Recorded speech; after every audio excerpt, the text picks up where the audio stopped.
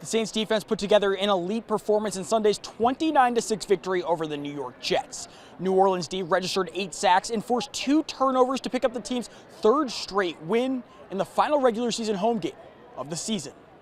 Good win for our team. Again, we've talked a lot about making December football meaningful, and I feel like our guys have been really jumping on that opportunity. And so to win a few down the stretch here, have a couple more opportunities. The energy, the juice, the way our guys are playing together, I think is really, really special, and it's a special group in that locker room. I see a bright future with all the guys that we have. We have such a talented young core. We have such talented veterans. We have a combination, and I'm mad that it took us this long to find some success, because once you find some success, you understand how to win. And for a while we were in a drought, we were trying to figure out why we weren't winning. You eliminate some penalties, you get back some of those third downs, you're looking at a completely different season. The game didn't start out promising for the black and gold. Taysom Hill fumbled just 2 plays into the opening drive, but the defense bailed him out, forcing the Jets to settle for a field goal. 2 drives later, New Orleans finally generated some points with the first of 3 opening half field goals for Charlie Smith, who tied the game at 3 points apiece. Under 6 minutes to play in the half, the Saints fake a punt inside of their own territory and convert. They would tack on the final field goal of the first half to take a 9-6 lead into the break. For the 4th time in the last 5 weeks, the Saints failed to eclipse 100 yards rushing, but it didn't matter. Tyler Shutt connected with Chris Olave late in the 3rd quarter to extend the Saints' advantage to 10, and from there on out, New Orleans locked it down to pick up the victory.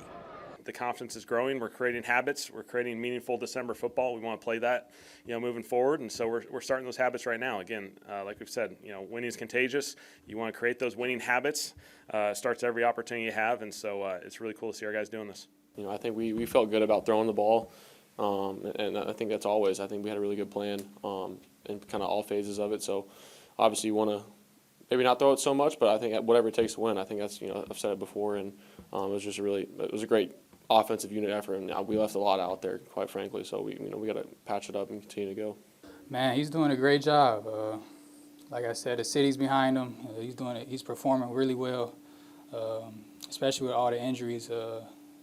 I know it's going to be a long off season, but to be able to work with him throughout the off season and build that chemistry, build that connection to be even better next year, it's a huge thing. And I feel like that goes unnoticed, but I feel like it's going to be a great thing going into next year. In what could be his final game at the Superdome, Cam Jordan continued to show why he is one of the greatest to ever play for the Saints. He registered sacks on back-to-back plays to give him 130 for his career, surpassing former Saint and Pro Football Hall of Famer Ricky Jackson for sole possession of 17th on the all-time list. When you're getting towards your elder statesmanship, you never know if you're going to come back or not, or whatever that may be. I've never not had guaranteed money in contracts, and I've never not had a contract. But now we're leaning on not having a contract, so you can't have guaranteed money with that contract. It's a same simple conundrum. As you get older, you just sort of start looking around and seeing where you're at. The Saints' 3-game win streak is the longest for the team since 2022. They'll have an opportunity to extend it to 4 next week in Nashville against the Tennessee Titans. For now, here from the Superdome, I'm Matt DiGregorio, WLOX News Now.